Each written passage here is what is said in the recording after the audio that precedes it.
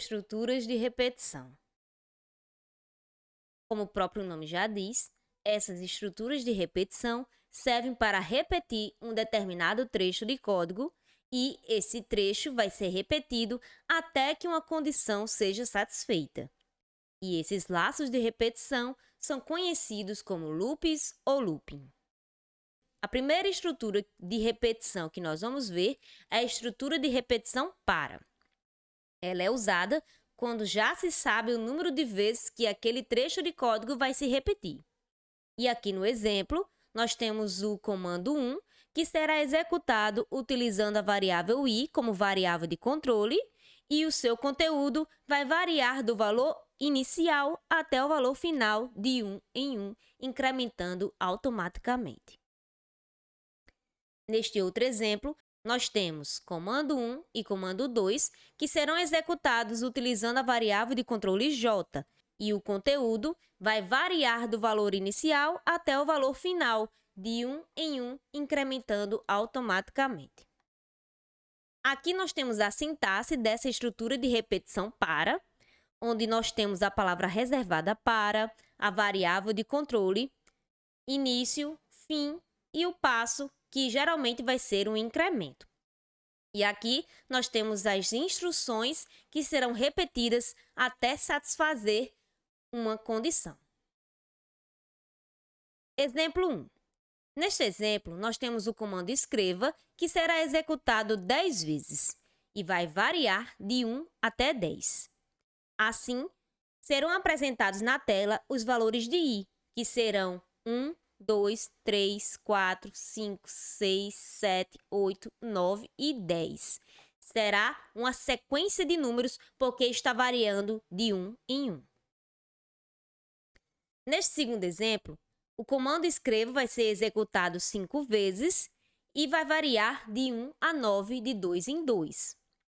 Ou seja, os valores de j que serão apresentados na tela serão 1, 3, 5, 7 e 9. Por que que ficou alternado assim? Porque ele está variando de 2 em 2. No terceiro exemplo, nós temos o comando escreva sendo executado 8 vezes, variando de 15 a 1, de 2 em 2.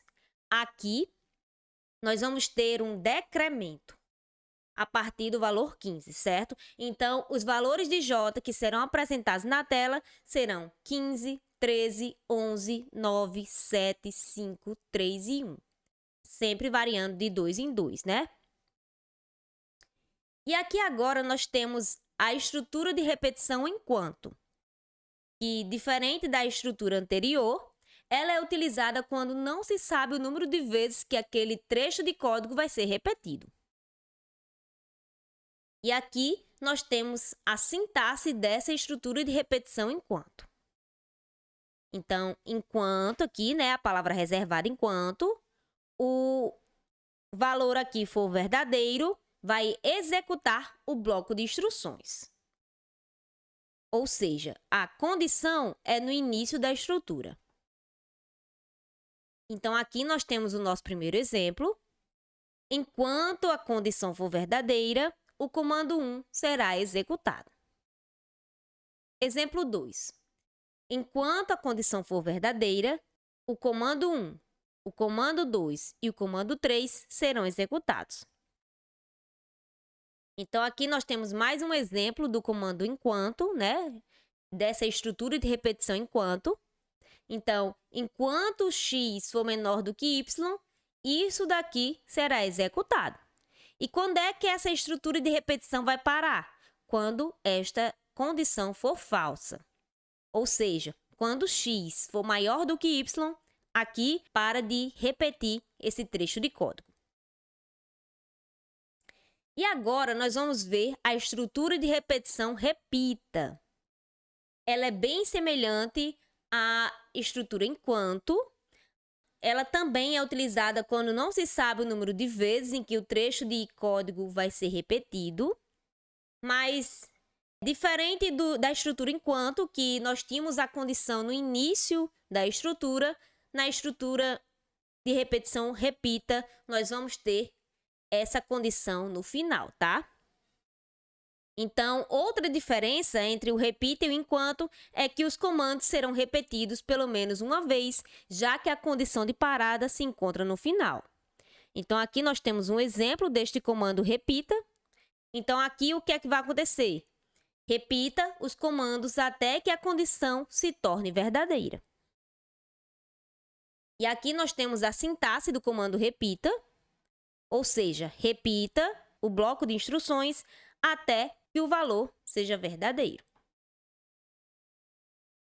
Aqui nós temos mais um exemplo do comando repita. No caso, vai haver pelo menos uma repetição, né? Porque a condição fica aqui no final. Então, repita este bloco de instruções até que essa condição seja verdadeira.